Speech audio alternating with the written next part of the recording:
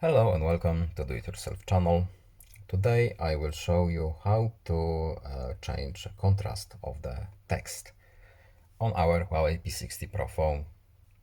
To change the contrast of our letters, we have to go to the settings, accessibility features,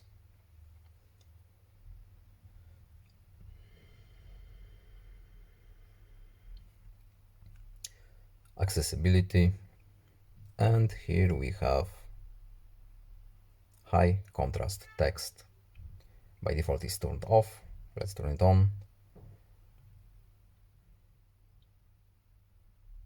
And now our letters are better visible on the lighter background.